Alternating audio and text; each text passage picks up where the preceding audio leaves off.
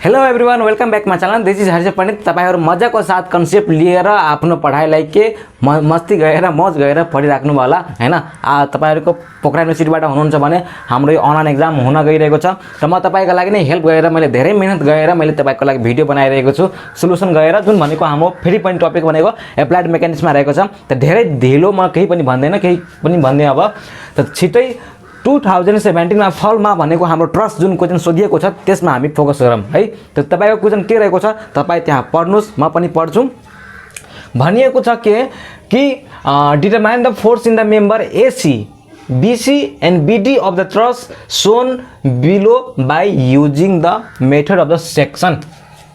कुन कुन मेम्बर छ त यहाँ हेर्नुस् भनेको छ। यो मेम्बर र यो मेम्बरमा हाम्रो के गर्नको लागि मेम्बर फोर्स निकाल्नको लागि सेक्सन मेथडबाट यहाँ फेरि भनिएको छ।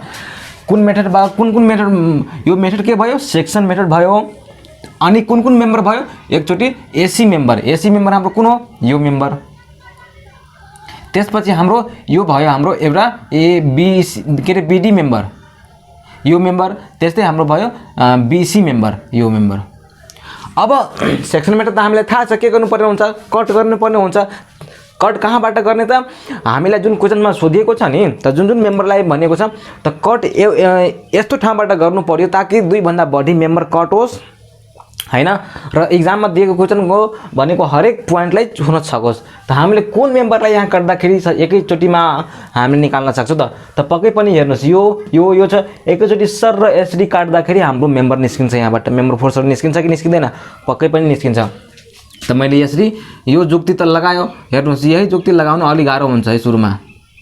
त मैले मेम्बर यो 1 मैले 1 दिए है।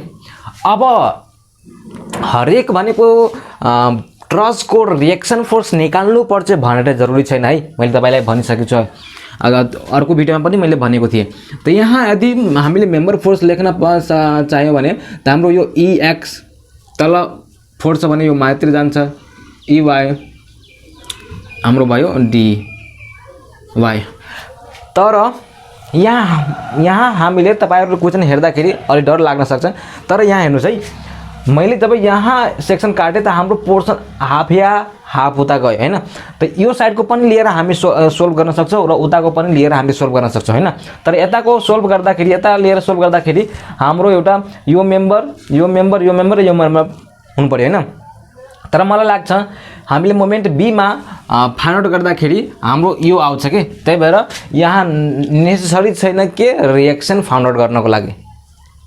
मलाई त्यस्तो लागिरहेको छ के मैले पनि सोल्भ गरे त्यस्तो भनेको रिएक्सन यहाँ फाइन्ड आउट गर्नु पर्दैन। यो रिएक्सन यसमा यो क्वेशन फेरि स्पेसिफिक क्वेशनको लागि है।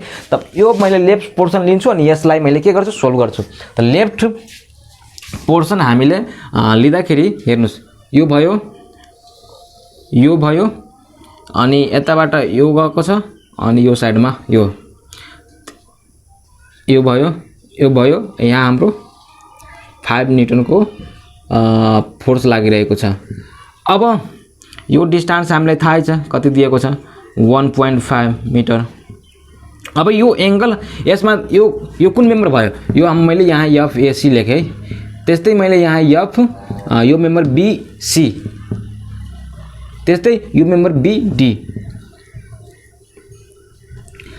यसरी हाम्रो काटिएको छैन यो भाग। यसरी यो लेफ्ट पोर्सन मैले लिए। अब लेफ्ट पोर्सन लिइसकेपछि हाम्रो यो पनि यो तीनवटा मेम्बर अननोन छ। अननोन हुँदाखेरि के गर्नुपर्ने हुन्छ कुनै एउटा प्वाइन्टमा यो हाम्रो कुन प्वाइन्ट छ यो हाम्रो B प्वाइन्ट छ, यो हाम्रो कुन प्वाइन्ट छ यहाँ हाम्रो A प्वाइन्ट छ। त यो प्वाइन्टमा अथवा यो प्वाइन्टमा moment sum is equal to 0 गएर हामीले निकाल्छौं है। यो याद राख्नुस् सेक्सन मेथडमा मोमेन्ट कुनै एउटा प्वाइन्टमा गएर निकालिन्छ। यहाँ भनेको सेन्टर के रे फिक्स प्वाइन्ट अथवा यो सपोर्ट प्वाइन्ट हुन्छ भनेर जरुरी छैन।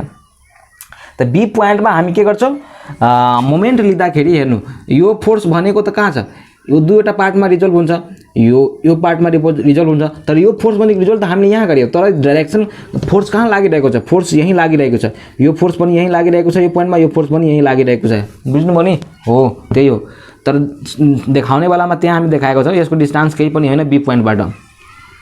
अब पहिला हामीले एंगल निकालौं। एंगल कति हुन जान्छ नि यो एंगल हामीले निकाल्नु पर्यो। यो एंगल त यो हो नि हैन। त यो एंगल निकाल्दाखेरि हामीले कसरी निकाल्न सक्छौं यसलाई मैले हाफ गरे है यसले हाफ गर्दाखेरि यो के हुनु भएको 1.5 हुनु भएको। त हामीले यहाँ मैले मानौ थीटा मानेको छु भने theta is equal to tan inverse कति हुनु भएको p बाइ b, p यो भयो b यो भयो। त p भनेको कति भयो, p यसको डिस्टेन्स भनेको 2 डिवाइड बाइ 1.5। त theta is equal to calculator थिच्नुस्, प्र्याक्टिस गर्नु है, 53.13 हुन जान्छन्। बुझ्नुभयो? त 53.13 एकदम सजिलो छ है। अब हामीले रिजल्भ गरेर रिजल्भ त गर्यौं, दुईटा पार्टमा छ, यो वाला कोस कम्पोनेन्ट, यो वाला एक्स डाइरेक्सनमा कोस कम्पोनेन्ट, वाइ डाइरेक्सनमा साइन कम्पोनेन्ट। त हाम्रो एउटा वाइ कम्पोनेन्ट थाहै छ हैन। त वाइ कम्पोनेन्ट एउटा यो हुन जान्छन् है, यो वाला के हुन जान्छन् यहाँ एफबिसी यो साइन 53.13 यो भयो। यहाँ भनेको कुन के हुन जान्छन् एफबिसी कस 53.13 हैन, यही त हुन्छ नि। त यो र यो हामीले इक्वल गर्छौं। त यहाँ मैले के गरे, पहिला मोमेन्ट निकाल्छु है। मोमेन्ट निकाल्दाखेरि बी पोइन्टमा total moment is equal to 0 clockwise positive हैन, एन्टी क्लकवाइज नेगेटिभ। मोमेन्ट यहाँ गर्दाखेरि कुन कुनले फोर्स दिने भयो, एउटाले यो 5 न्युटनको फोर्सले यता घुमाउने भयो हैन।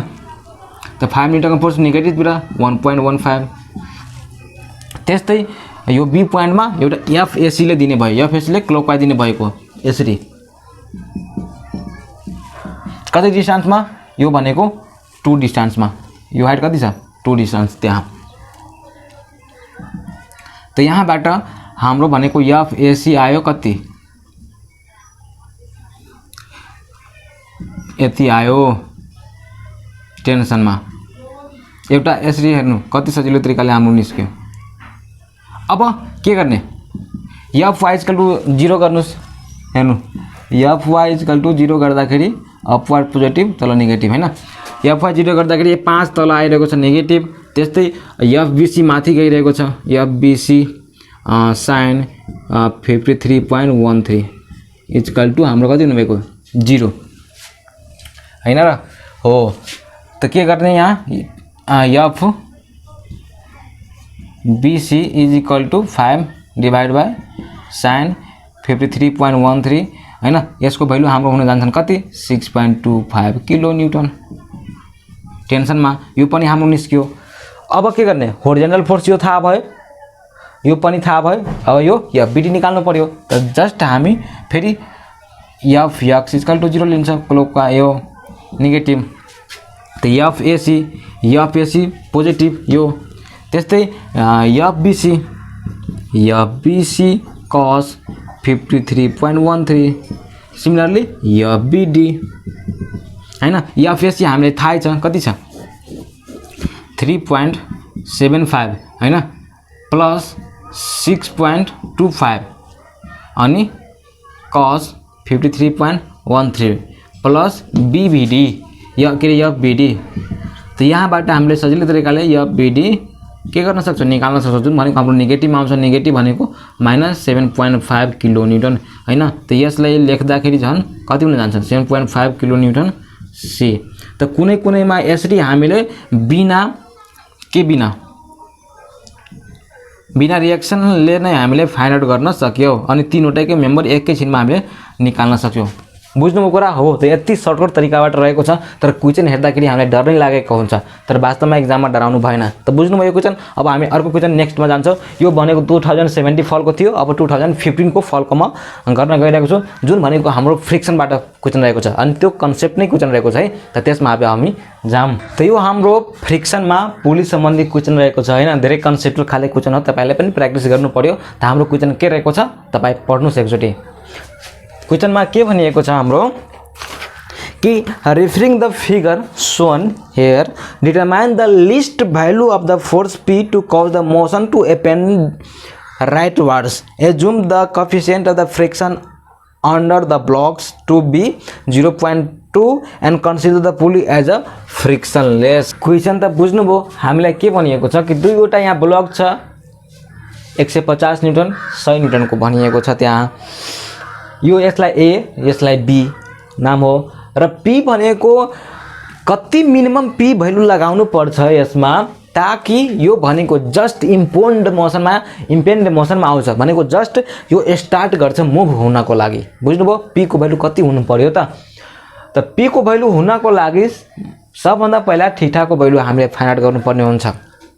बुझ्नुभयो थीटाको भ्यालु त थीटाको भ्यालु अब फाइन्ड आउट गर्नको लागि कति बेला केसम्म गर्नुपर्छ त हामीले इक्वेसनलाई पुट गर्नुपर्ने हुन्छ। यसको फ्री बडी डायग्राम कोरेर नै हामीले पुट गर्नुपर्ने हुन्छ।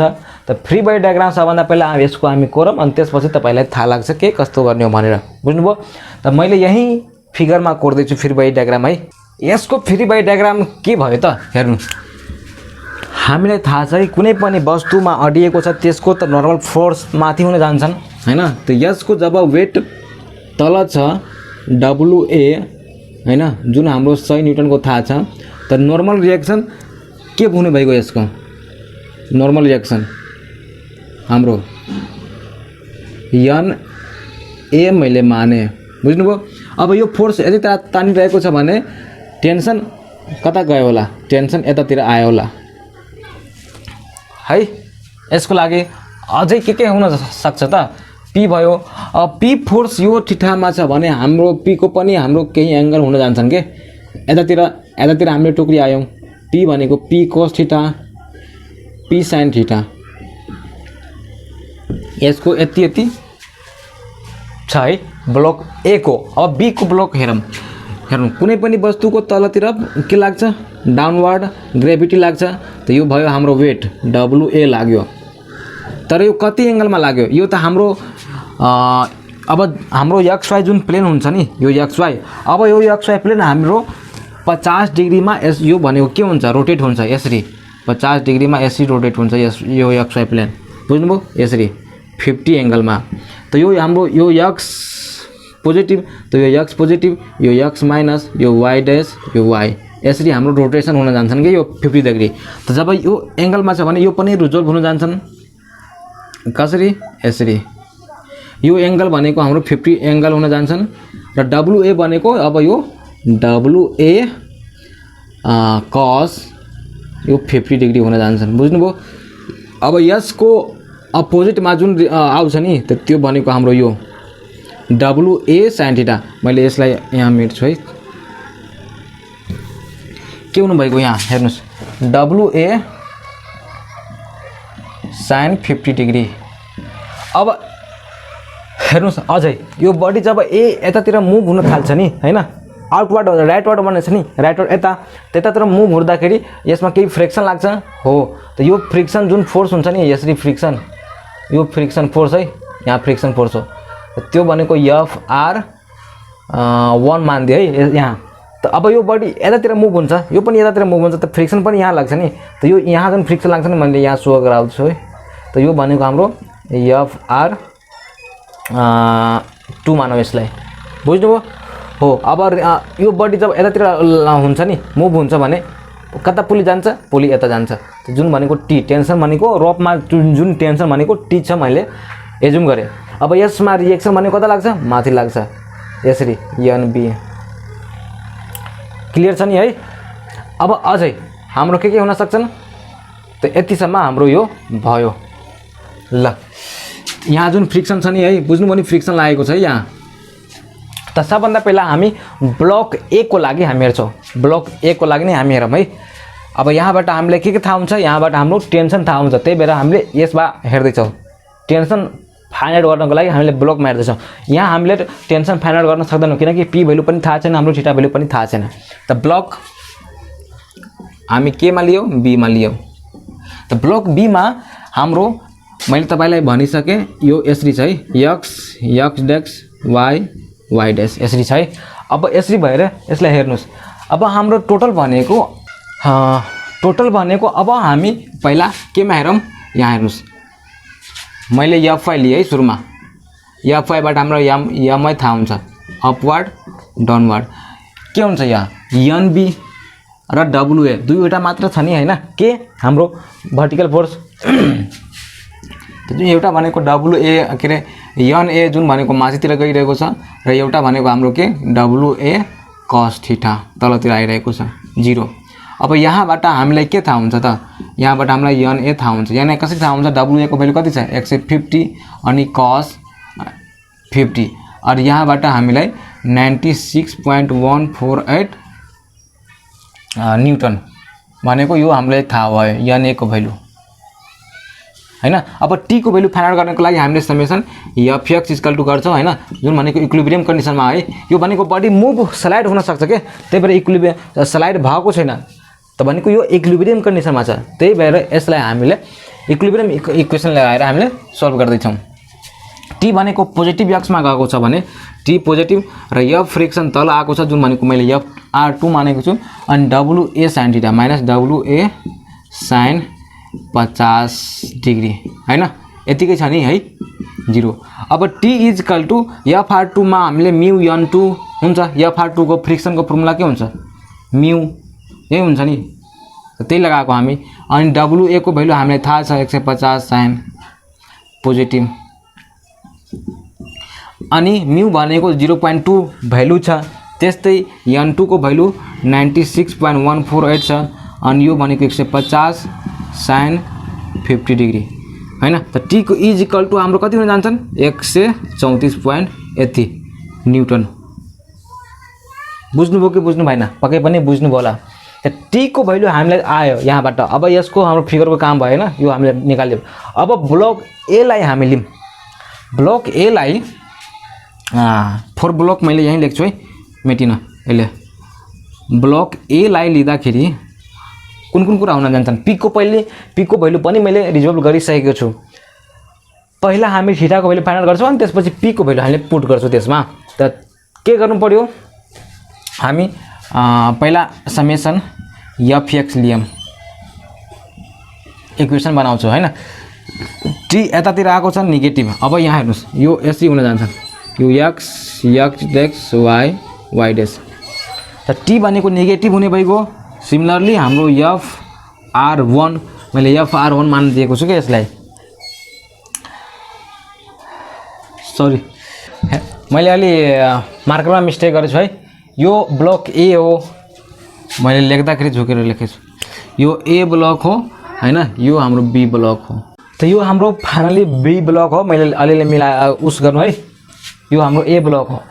अब यहाँ हेर्नुस् बी ब्लकमा भनेको यो बी ब्लक हो, बी ब्लकमा मैले x डाइरेक्सनमा लिँदाखेरि t भनेको यतातिर आयो, फ्रिक्सन भनेको यतातिर आयो हैन। त्यस्तै यसको के हुन जान्छन् अझै, त कुन कुन भ्यालुहरु हुनु छ अझै, p cos थीटा यो भयो प्लस p cos थीटा भनेको पोजिटिभ x एक्सिसमा छ है यो। त यहाँबाट हाम्रो value p cos theta is equal to t plus mu nb यो हैन।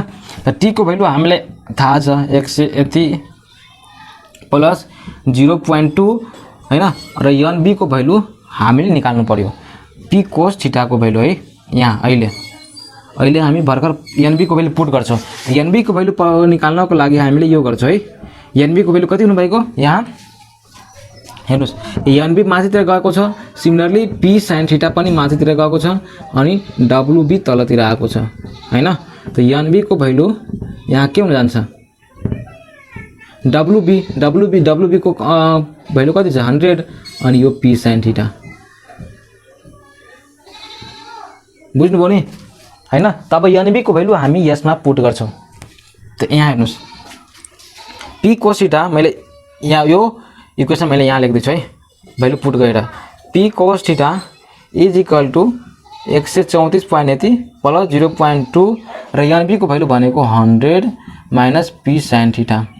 क्लियर छ। अब p cos थीटा 129.19 प्लस यो भ्यालु हाम्रो कति हुनु भएको 20, अनि यो भ्यालु 0.2 p sin थीटा।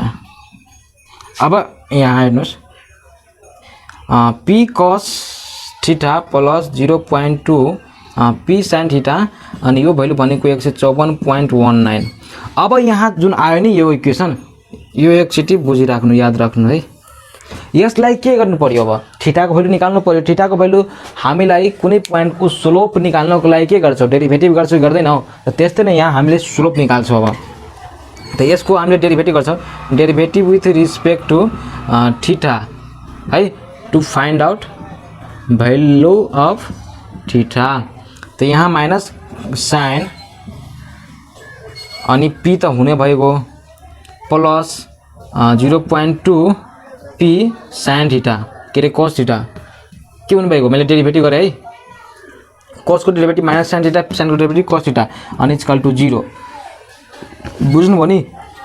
अब यहाँबाट हामीले sine theta divide by cos theta is equal to के गर्छौँ यहाँ यसरी राख्न पायो कि पाएन मजाले हामीले राख्न पायो अनि 0.2 यहाँबाट tan theta is equal to 0.2 भनेको थीटाको भ्यालु टेन थीटा 2 हैन थीटाको भ्यालु 11 पोइन्ट समथिङ कति भ्यालु आउँछ 11 पोइन्ट कति आउनु भएको 3 11.3 एंगल। त यो भनेको हाम्रो एंगल कति भयो यो थीटाको भ्यालु 11.3 डिग्री आयो। अब यहाँबाट पी को भ्यालु फाइन्ड आउट गर्छ। त पी को भ्यालु हामीले यसमा पुट गर्दाखेरि निस्किन्छ कि निस्किदैन पक्कै पनि हाम्रो भ्यालु यहाँ के हुन्छ निस्किन्छ। त मैले यसलाई मेट्छु। अब पी को भ्यालु यसमा पुट गरौँ हैन के रे थीटाको भ्यालु त P cos theta plus 0.2 P sin theta के रे sorry P cos 11.3 0.2 P 11.3 sin theta sin 11.3 is equal to 154.19 हैन। अब यहाँबाट तपाई सोल्भ गर्नु सोल्भ गरेर हाम्रो के को पी को भ्यालु भनेको 151 पोइन्ट कति आउन जान्छन् 151.15 यतिकै रेन्ज भ्यालु आउँछ बुझ्नुभयो नि हो। त हामीलाई पी कै भ्यालु निकाल्नका लागि भनिएको थियो बुझ्नु। त त्यो हामी के लेख्छौं the minimum value of P required is यति हैन to take in impending motion to take in impending motion बुझ्नु नि कुरा हो। त यही हामीलाई भनिएको छ 1.05 हुन जान्छ है। त यही कुरा हामीलाई निकाल्नको लागि भनिएको थियो के क्वेशनमा यो क्वेशनमा है। त बुझ्नु नि त यही कुरा रहेको छ। त यो भिडियोमा यति नै। अब फेरि हामी अर्को भिडियोमा फेरि यस्तै यस्तै क्वेशन लिएर आउनेछु हैन। तपाईहरुको लागि तपाई यो च्यानललाई सब्स्क्राइब गरेर राख्न सक्नुहुन्छ यस्तै यस्तै नोटिफिकेसन आउनको लागि र आफ्नो साथीभाइमा शेयर गर्नुस्। Thank you for watching.